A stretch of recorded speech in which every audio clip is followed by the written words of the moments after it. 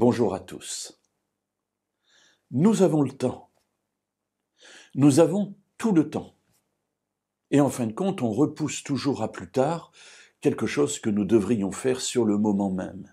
Et cela est particulièrement vrai dans nos choix de vie, de suivre ou pas la volonté de Dieu dans notre vie. D'accepter ou non l'amour de Dieu et son salut pour chacun de nous. Nous avons le temps, on est jeune.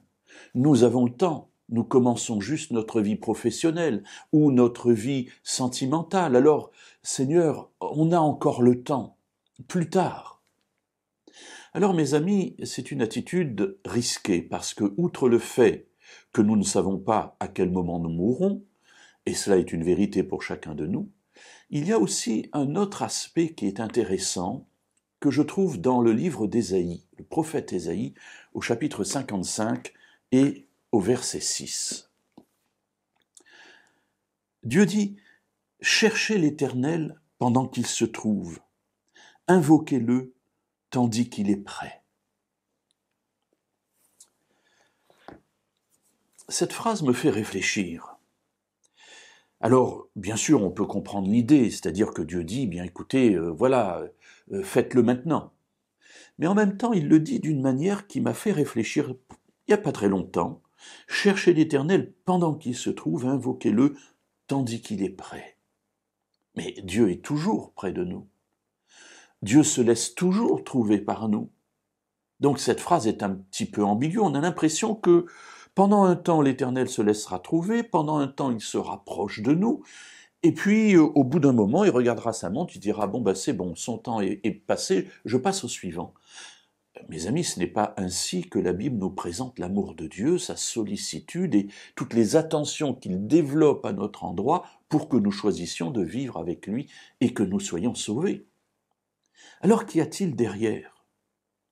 J'ai l'impression que cette phrase, et cela est souvent le cas dans la Bible avec l'esprit hébraïque, c'est cette phrase nous présente une idée et en fait elle nous concerne nous.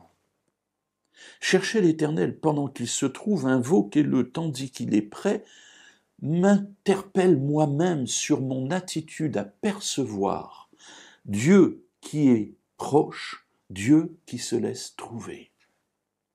Et j'ai l'impression que cette parole est en train de me dire, attention, tu penses avoir le temps, mais plus tu avances dans l'incrédulité, plus tu avances dans le doute, plus tu t'enracines dans la rébellion, moins tu verras que je suis prêt, moins tu verras que je suis à côté de toi et que je me laisse trouver, ou en tout cas que je veux me laisser trouver par toi.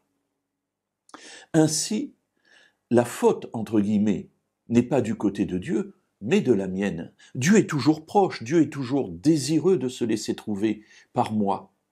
Mais par mon enfermement, par mon attitude de rébellion, de rejet, je me rends insensible à sa présence. Je me rends insensible à tous les appels qu'il m'adresse pour que je sois sauvé. Alors, mes amis, ne tardons pas à nous donner à lui. Ne tardons pas, non pas parce que lui partira, mais parce qu'à un moment donné, mon cœur sera tellement fermé que je n'aurai même plus la conscience de son amour pour moi.